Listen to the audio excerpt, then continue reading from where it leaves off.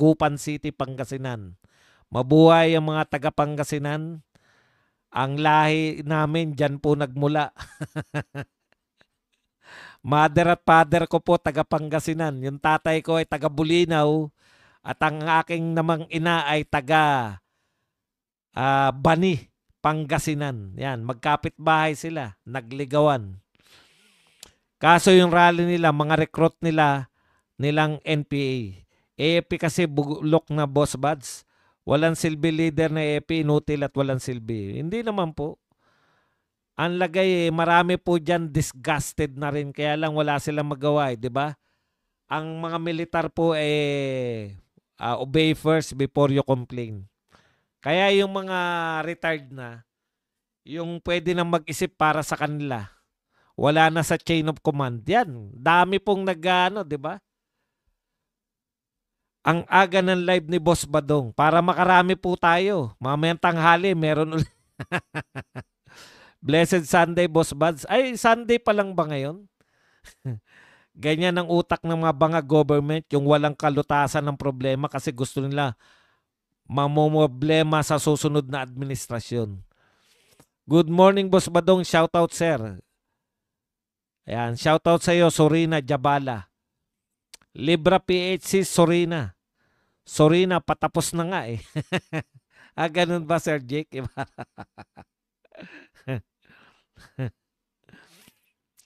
Ganyan ang galawan ng mga mafia sa Mexico. Yung testigong hinahunting. Sindikato talaga ang gobyerno ni Marcos. Sabi ni Jake Ibarra. Oy, in fairness po sa Brazil, wala rin po mga human rights. At least nagbabago na po yung pananaw ng mga tao sa mundo. Si Donald Trump din ano rin po ng war on drugs. Thank you very much kay Lulu na nagbigay ng $3 at Josephine Pascual na nagbigay naman po ng $2 na pangkape. Madali lang magsabi ng never again. Sila pa din binuboto ng tao. Si Romualdez nga wala kalaban. Sino iupo sa pwesto na no choice lugar niya. Boss Bats, good morning Sunday. Yan, Ernie, Efren, Infante. Epi Chip, walang yag balls. Di naman. Darating din yan. Talagang sinasagad lang tayo.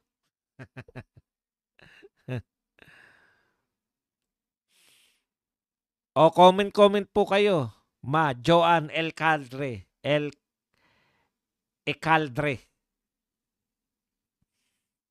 Comment lang po, mga kapatid. Okay tong ano na YouTube eh. May siya na mismo, hindi ka na magdadalawang magse-cellphone.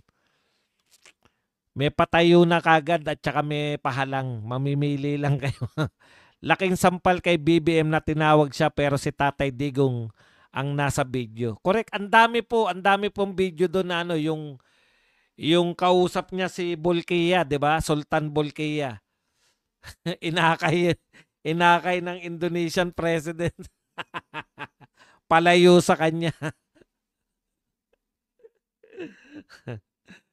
Tapos alam nyo, swerte niya si Xi Jinping, statesman, hindi siya napahiya. Masarap na sa pakiramdam kahit konti lang kasi nagsagawa din pala ng war on drugs ang iba't ibang bansa. Correct. Yung USA, matindi po ang war on drugs nila ngayon. Panggalatok ka pala, Sir Bads. Buti hindi kuripot.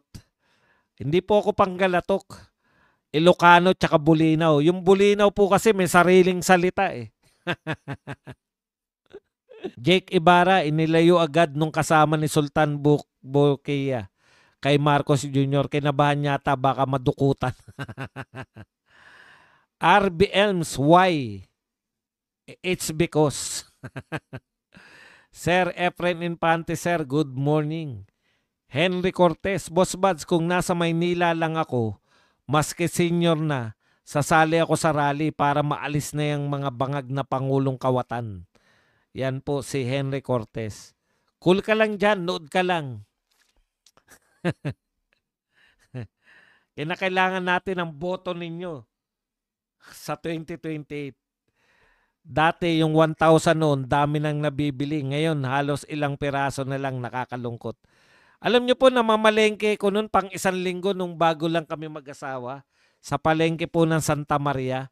500 pesos po ang ano ko noon eh.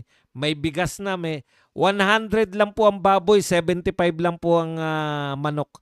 Yun na natatandaan ko. Nakalimutan ko na yung ano eh. Kasi yun yung inuuna ko talaga. Baboy, may 1 kilong baboy, may 1 kilong manok na pitso, 1 kilong manok na hita. Ayan. Tapos, bibili ako ng isdang tilapia. Pasok na pasok yun yung 500. May bigas pa yun. Gulay. Pucha, tanghalian mo na lang. 500. Boss Buzz ko na dati. Vin Concrete, nakakaawa, PBBM. Para siya may ketong, ayaw lapitan, baka utangan sila. SN, mga needs bago.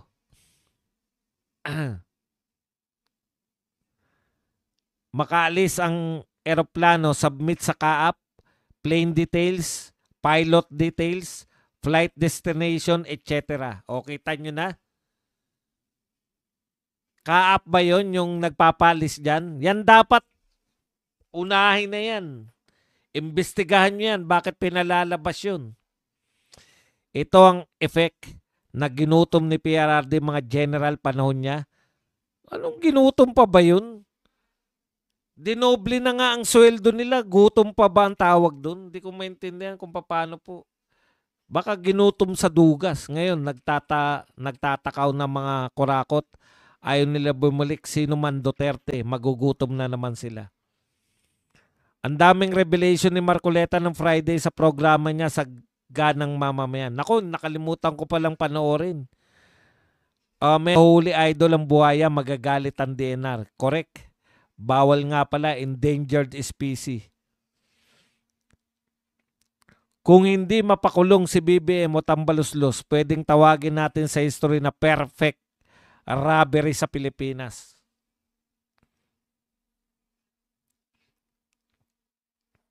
May araw din niyang mga yan.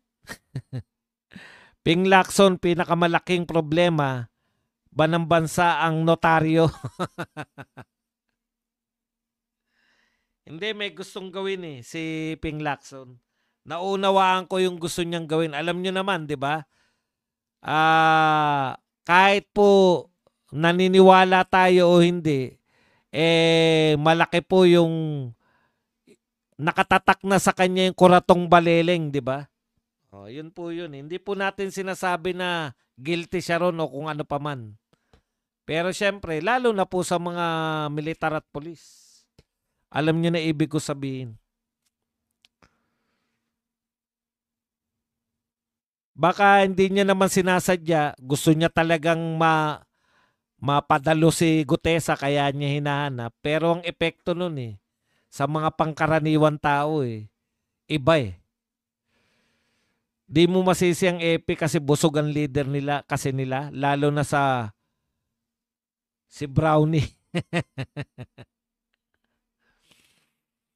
Anong gusto ni Lacson? Bakit pati yung CCTV ng resto na pinuntahan ni Marcoleta at Orly ay pinacheck niya? Ano nga po yun yung magawa ng kwento, di ba? Pwede naman yan tanungin nyo. Boss, may lahi ba si BBM na badyaw? Kasi parang namamalimos na ng tulong. Grabe, no? Wala na talaga Dapat may hold order para di makalabas mga aircraft ni Saldi. Doble na nga sweldo ng EP at PNP. Namigay pa si Tatay Digong ng mga Glock sa kanila. May cups din talaga. Hindi, kung ang gusto nila, kasi kung sweldo lang po, tama yun Parang gineta mo pa rin. Sa mandurugas sa tapat na sundalo, sa tapat na militar at polis, yung dinoble mo, sobrang pasalamat na. Kaya yung mga sundalo at pulis, sobrang pasalamat na kay Duterte. Pero sa mga mandurugas, hindi sapat yun. Kung gutom pa rin, Magsama-sama tayong isigaw na pababain ng mga politiko ang mga halaga ng bilihin. Yun ang isa sa mga dahilan ng gutom. Kahit anong sira ni Lacson kay Orly at Marcoleta, kahit sabihin pa niyang may surprise witness siya, wala nang pakialam ang tao kasi alam na natin ang pakay niya. Tsaka po, ang gusto po talaga ng tao, makulong yung dapat makulong. Kilala na namin. Kilala na. Alam niyo po, kayong mga senador, huwag niyo pong isipin na yung mga tao kaya pang paikutin. Kilala na po ng mga tao yung mastermind. Kilala na po ng lahat ng tao.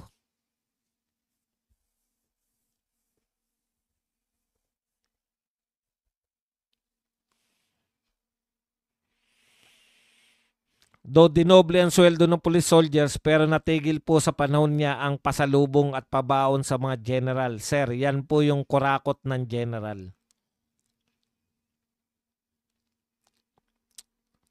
Romantic Moon, Boss Buds, good morning. Glock 17 pa ang binigay ni Tatay Digong sa PNP at AFP, galante si Tatay Digong sa kanila. Tsaka grabe po, no? Pag may namamatay sa enkwentro, pag may namamatay na naroon talaga si Tatay Digong. Si Lacson puro kaogagan ng ginagawa, sabi ni Sandy Escolano. Ping Lacson palagi nagyayabang na anti-corruption siya. Ngayon protector ng korap, masiba talaga sa pera. O, yan po ang nagiging pananaw tuloy, Senator Lacson. Alam ko po, deep in your heart, anti-corruption kayo. Pero as nga ni Senator Marcoleta kay Lacson, bakit hindi pinatawag yung 67 contractor sa hearing? Drawing lang pala. Siya po nagsabi nun, di ba? Si Senator Lacson po yung nagbulgar. Isang robbery sa Pilipinas, kahit kitang-kita na walang nagawa ang mga pulis. First comment, Hermie Eric. Basta badyaw ba namamalimos? Grabe naman kung manglait yan. Ay.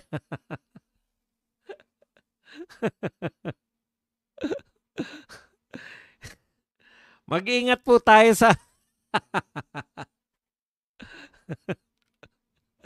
sa bagay, kaming mga Ilocano hindi nasasaktan sa sa Ilocano barat. Parang proud pa nga kami na barat kami. Pero alam niyo yun, pag dugong, ako po hindi ako na nakakapagsalita, konti lang kasi dito na ako sa Maynila lumaki. Squatter kami sa Quezon City. Pinanganak ako sa Caloocan, lumaki po ako sa Quezon City, nag-aral ako sa San Juan. Kaya talagang Metro Manila base na ako eh. Galit tuloy si Ma'am Sorina. Ingat-ingat kayo sa kagaganyan. Tama nga naman. Boss Buds, kung mali na po yung command, dapat po bang sundin ng AFP ayon sa obey first before you complain? Alam nyo, Sir Raul, ang hirap po ng iba po kasi talaga, tayo kasi civilian tayo, di ba? Civilian po kasi yung orientation natin. Kung sasagot po yung civilian na ang orientation, syempre malamang sa hindi. Malamang hindi po ang isagot natin kasi iba yung orientation natin eh. Democratic tayo, 'di ba? Iba po talaga. Kaya in fairness po, ibig nyo sabihin meron po, bigyan ko kayo ng halimbawa, merong patrolman ba 'yon? Nakalimutan ko na yung pangalan. Yung nagpo-post po siya ng mga anti-government. Tignan nyo pong nangyari sa kanya. 'Di ba? Yun eh. Hindi po yan sa injury. Dapat hindi ganun. Kaya lang iba po yung kaya nga ang kantsaw po ng ng mga utak militar ka masyado. 'Di ba mga ganun? Tama rin naman yun. Alam nyo kasi, kunwari, talaga namang, siyempre kung sa gera yan, di ba, militar kayo, tapos yung kukwestiyonin nyo yung order, walang puwang sa gera yun dahil po matter of minutes. Kaya patalasan niya ng commander eh, di ba, ganun po yun. Iba po kasi yun sa kanila eh. Alimbawa po, mga hindi po militar yung makikipaggera. Utusan mo, o kayo, lusubin nyo, pasabugin nyo yung, ano, yung tulay na yan. Pucha, siyempre, bakit kami? Yung kagad, di ba? Bakit kami? Iba po yung dapat utak ng militar. Yeah? Impractical po yun yung nagko-question ka ng nagko-question. Sana wag mabura, nasa GC nila si ex-Marine Gutesa. Boss Buds, kung mali na po ang command, ayan, sorry na. Si Marcos ang mastermind, si Romualdez ang operator, Bagman si Saldico, Jake Ibarra. Mahirap din nating sabihin yan na ganyan ang sitwasyon.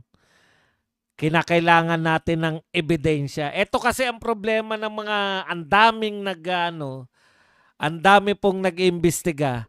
Sa sobrang dami, akala nyo maganda no? Pero hindi po Lahat nung nag-iimbestiga, hindi pa sila nakakapag-imbestiga ng maayos.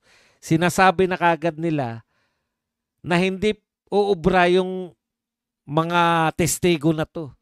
Sila na lang nga yung nagsasabi kay Martin Romualdez, hindi pa sila ubra. Kulang maintindihan ng effort si tatay, bangon dignidad ng PNP-FP, pero paano nila na-atim sa konsensya nila na ipadala sa ICC taong nagbangon sa kanila. Yun nga po yun Utos yun 'di ba? Nakita niyo naman si General Torre talaga naroon nagutos. Gaano po ba kadami ang sapat? Bakit bilyon trilyon na get nila mangungutang na naman para may manakaw uli? Kahit apo nila sa ingrown makikinabang na yan, yaman nila, di pa sila tumigil sa kaninenok. Ang mga magnanakaw po walang kabusugan. Libra Romantic Moon, Alfreda Cris. Kaya nga may konstitusyon para may guide, problema, wala sa batas ang ginagawa ng mga nasa itaas. Cruz Maria Soledad, kaya Bads, pinanganak ko Pasig, pero lumaki ako ng Dagupan City, Pangasinan.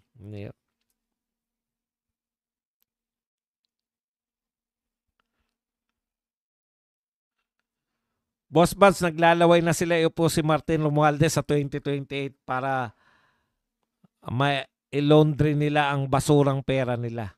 Alam niyo po, yung mga basurang pera na yan, naitakas na kung saan-saan yan. Kasing halaga ng buhay namin ng chain of command, kaya mahirap sa gagaya namin lumabag sa chain of command. Kung ang commander namin na magdidesisyon ay susundin namin, brotherhood yan. Mahirap po talaga yung sinasabi nyo na mag-isip ka ng para sa sarili. Meron na nga, di ba? Anong pangalan nun? Yung patrolman, nakalimutan ko na Na nagpo-push siya ng mga